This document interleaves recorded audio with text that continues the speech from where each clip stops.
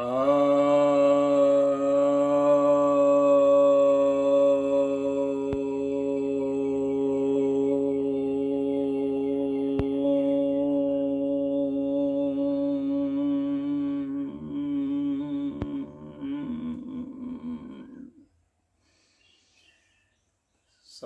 भक्तजनों को सप्रेम नमन। तो आज आपकी जिज्ञासा का समाधान लेकर आया हूँ। एक जिज्ञासा आई है, क्या आध्यात्मिकता को मापने के लिए कोई वैज्ञानिक स्केल है?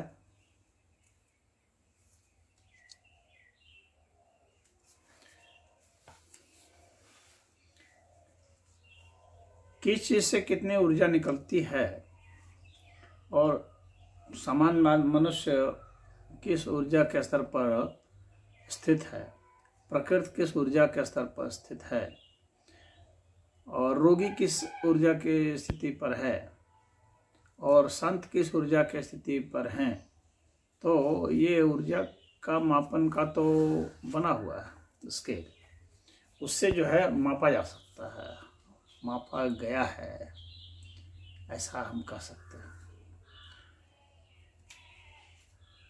कोई वैज्ञानिक है तो उसकी ऊर्जा का स्तर क्या है, कोई अधिकारी है, कोई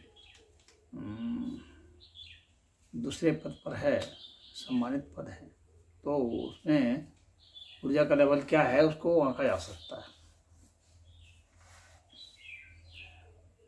तो ये जो आंकने का जो स्केल है वो भविष्य में आंका जाता है, कितने भविष्य का है।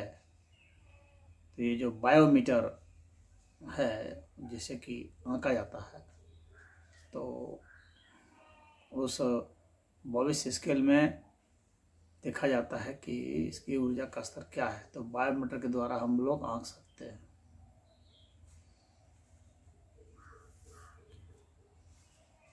जो बायो इलेक्ट्रिक और मैग्नेटिक फील्ड होता है, जिसको बैम कहा जाता है, बायो इलेक्ट्रिक मैग्नेटिक फील्ड, तो उससे हम लोग आंक सकते हैं कि व्यक्ति या किसी स्थान की या किसी वस्तु की ऊर्जा का स्तर क्या है।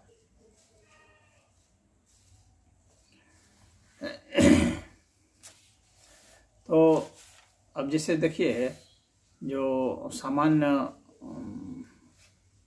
जो स्केल है, उस स्केल में अगर जो हम लोग को जो डेटा मिला है उसके अनुसार से जो 1000 वॉविस की जो ऊर्जा है वह देखी जाती है। जो कैंसर की जो कोशिकाएं होती हैं उसमें न्यूक्लियर रेडिएशन होता है उसमें, और 2500 वॉविस ऊर्जा है। तो जो हमारे जो नकारात्मक विचार जब आते हैं तो उस वक्त देखा जाता है। तो जब हम लोग नकारात्मक विचार करते हैं या नकारात्मक भावों से भर जाते हैं तो उस वक्त हम लोग का ऊर्जा का जो स्तर है वो 2500 वॉविस पर आ जाता है। और जो हमारा सेल फोन है उसका जो रेडिएशन है उस समय जो है 3000 वॉविस ऊर्जा होती है। और जो रासायनिक अवशेष होते हैं, केमिकल रेसिड्यू जो होते हैं, तो वो 4000 वॉविस पर होता है। उसी तरह से जो कंप्यूटर रेडिएशन होता है 4500 वॉविस होता है। जो माइक्रोवेव ओवन जो होता है उसमें 5000 वॉविस होता है। रोगी जो होते हैं वो 5500 वॉविस पर होते हैं। काम चलाऊ रूप से जो आप देखेंगे, जो बहुत जैसे थका हुआ जो आदमी होता है वो 6000 वॉविस पर होता है। और जो स्वस्थ व्यक्ति होता है, मतलब बहुत साधारण सा स्वस्थ, वह जो है वो 8000 वॉविस पर होता है। और जो औसत व्यक्ति जो स्वस्थ हो दिखता है तो वो 9000 पर होता है। और जो उच्च स्तर पर जो स्वस्थ व्यक्ति दिखता है वो 10,000 24 पर होता है। जो घंटी की जो ध्वनि होती है, मंदिर में जो घंटा बजाया जाता है ना, तो वह 11,000 24 पर होता है। यानी इसे घंटे का इतना महत्व है, इसीलिए उसको बजाते हैं तो उसकी जो ऊर्जा आती है वो 11,000 24 पर आती है। ये सब जो है ना, ये पॉजिटिव एनर्जी का संचार करती है। सकारात्मक विचार जो हमारे होते हैं, जब हम लोग अच्छे विचार, शुद्ध विचार जिसको कहते हैं, वह जब होता है तो 13,000 24 की ऊर्जा उस वक्त देखी जाती है।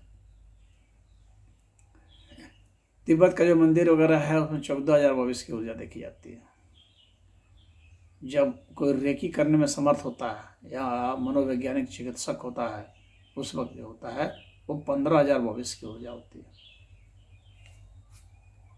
और जब हम लोग प्रेम में होते हैं और पूर्ण रूप से सुरक्षा महसूस करते हैं, निश्चिंत होते हैं, प्रेम में होते हैं, उस वक्त 16,000 24 की ऊर्जा होती है।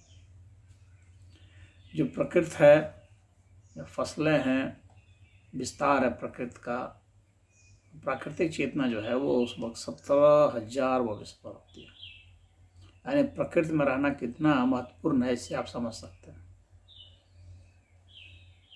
जो शहरों में रहते हैं उनकी क्या खराब स्थिति होती है। जो बिल्कुल प्राकृतिक पहाड़ों, गांव, समुद्र के किनारे ये सब जो रहते हैं, और तो उनमें भविष्य काफ़ी अच्छी रहती है।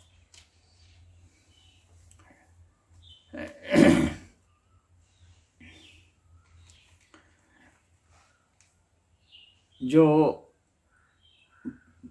प्रकृति के दिव्य स्रोत हैं, पृथ्वी है, और जिसको कहते हैं ना कि बहुत ही यह व्यक्ति देवदूत किस्म का है, ऐसा व्यक्ति जो प्रोफेसी वगैरह करता रहता है, जिसको इस तरह से हम लोग कहते हैं, तो वह जो है 18,000 22 पर उसकी ऊर्जा आंकी गई है। जो क्रिस्टल बॉल वगैरह देखते हैं वो 19,000 24 पर होता है। इसीलिए क्रिस्टल बॉल को रखा जाता है वास्तुशास्त्र में, दूर किया जाता है। उसी तरह से पिरामिड वगैरह का जो होता है ना, वो 20,000 24 होता है। इसलिए पिरामिड जो मिलता है घर में लोग रखते हैं या अलमारी में रखते हैं, तो उसकी संरचना तो काफ़ी अच्छी होती है, तो 20,000 24 पर होता है। उसी तरह से श्री यंत्र वगैरह जो होते हैं ना, तो वो तो श्री यंत्र किस धातु का बना हुआ है उस पर भी निर्भर करता है, लेकिन उसकी संरचना पर भी निर्भर करता है। तो वो संरचना भी जो है वो श्री यंत्र की जो है वो 25,000 के आसपास आ जाती है। चांदी की जो धातु है ना, वो भी 20,000 के आसपास आती है 24। और उच्च साधक जो होते हैं, साधारण साधक भी जो होते हैं और उच्च साधक होते हैं, उन सबकी भी एनर्जी का लेवल बहुत हाई माना जाता है। साधारण साधक जो होते हैं उसका 22,000 24 माना जाता है। जो दलाई लामा वगैरह होते हैं उनका भी 22,000 24 माना गया। उच्च स्तर के जो साधक हैं वो 23,000 24 पर होते हैं। और जो यह अनुमान किया जाता है कि जो एलियन वगैरह हैं उन सबके पास 24,000 24 यूनिट की ऊर्जा होगी। जो एकदम शुद्ध प्राकृतिक एकदम बढ़िया जो संत हैं उच्च स्तर के, उनका 25,000 24 माना जाता है।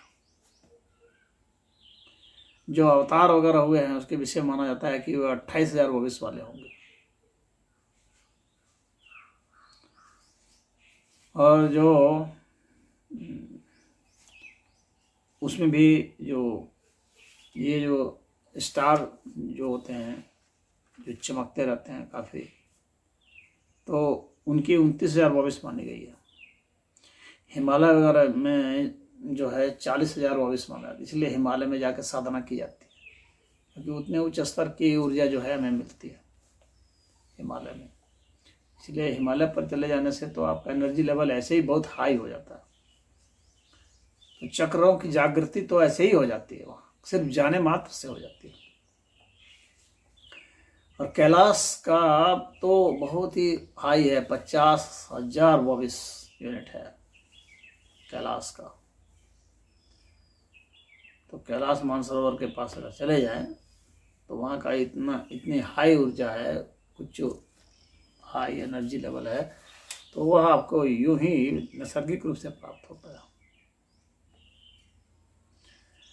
अब पीमा पुंकू एक है बोलीविया में स्थान, उसके तो 100,000 22 यानी कैलाश से भी ज़्यादा माना जाता है, डबल 100,000 22 यूनिट है। एटलांटिस क्रिस्टल जो होता है उसका 250 के 22 है, 250,000 22। और जो फोटोन क्रिस्टल होता है, फोटोन क्रिस्टल वो 500,000 22 होता है, 500 के 22 होता है। ये फोटोनिक क्रिस्टल होता है जिसमें कि लाइट को बिल्कुल उसका जो है चेंज कर दिया जाता है, उसका रिफ्लेक्टिव इंडेक्स। जैसे ये मेटा मटेरियल होता है, तो इस तरह से हम देखते हैं जो ओम का जाप किया जाता है, 70,000 22 ऊर्जा पाया गया है ओम का जो जाप करते हैं। तो समझ सकते हैं कि आप सिख होने के लिए, एक सिख पर्सन जो है, रोगी व्यक्ति है, वह 6,000 से नीचे जाएगा तभी रोगी होगा, उसका 22 लेवल जो है 6,000 से नीचे जाएगा। तो जब जाप करेगा ओम का, जो 70,000 22 एनर्जी देता है, समझ सकते हैं कि रोगी कितना जल्दी ठीक हो जाएगा, समझ सकते हैं। अगर हिमालय में ले जाया जाए व्यक्ति को तो ऐसे ही उसको 40,000 22 यूनिट मिल जाएगा। और वहाँ पर अगर वह ओम का जाप कर देगा तो समझ सकते हैं 40,000 प्लस 70,000, 1,10,000 हो गया। तो उसका वो कितना जल्दी ठीक हो जाएगा। इसीलिए कोई रोगी है, रिकवर नहीं हो रहा है, तो उसको वहाँ पर ले जाना चाहिए।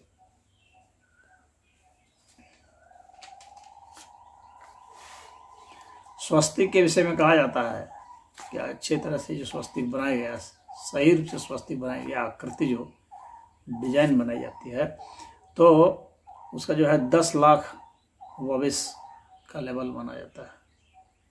कितना है, कितना उच्च स्तर का है। लेकिन वही थोड़ा सा भी टिल्ट हो गया तो 1000 पर आ जाता है, यानी 1000 आ गया मतलब वो नेगेटिव हो गया एक तरह से। तो थोड़ी सी पोजीशन खराब, यानी आकृति में थोड़ा सा भी डिस्टर्बेंस हो जाता है, ऐसे यंत्र थोड़ा सा भी गड़बड़ हो जाने से ऊर्जा का स्तर कैसे हो जाता है। और अगर उल्टा हो जाता है, जैसे हिटलर का जो स्वस्तिक था वो उल्टा था, तो वो नेगेटिव इतना पैदा कर रहा था, तो 10 लाख नेगेटिव पैदा कर देगा। इसीलिए इतना बड़ा विध्वंस उसके कारण हुआ। हिटलर का जो उल्टा जो स्वस्तिक का चिन्ह का जो उसने प्रयोग किया था, उसके कारण ऐसा हुआ। तो हम लोग आंक सकते हैं, आंकने का पैमाना है, दिया हुआ है।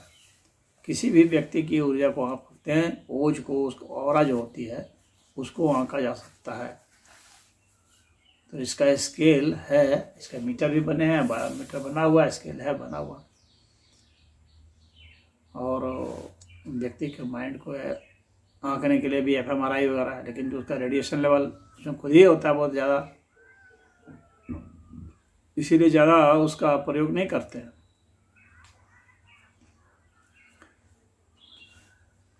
fMRI मशीन जो डॉक्टरों के यहाँ होती है, तो वो सामान्य रूप से तो MRI ही होती है, लेकिन जो उसमें भी जो उच्च क्वालिटी की होती है तो fMRI होती है। तो इन सब के जरिए व्यक्ति की आभा को, उसके माइंड को, उसकी स्थिति को आंका जा सकता है। लेकिन ये जो भविष्य स्केल है, इसे आंक सकते हैं, बायोमीटर से आंक सकते हैं, इसको वैज्ञानिक ढंग से आंका जा सकता है। एक व्यक्ति जब प्राणायाम नहीं किया हुआ है उसका, और जब व्यक्ति प्राणायाम कर लिया उसका, दोनों का बिल्कुल ही आप आंक सकते हैं। आंकने के बाद खुद देख सकते हैं कि कितना उसका स्केल हाई हो गया, उसमें ऊर्जा का स्तर कितना बढ़ गया। एक व्यक्ति जो थका हुआ है और एक व्यक्ति जब सोकर उठेगा तो ऊर्जा का स्तर दोनों में बदल चुका होता है। तो ये आंकने का स्केल बना हुआ है। अब प्रश्न उठता है कि आप कैसे अपनी ऊर्जा का स्तर बढ़ा सकते हैं। तो जप से, ध्यान से, प्राणायाम से, इनसे बढ़ जाता है। तो इसमें इतना ही। हरि ओम।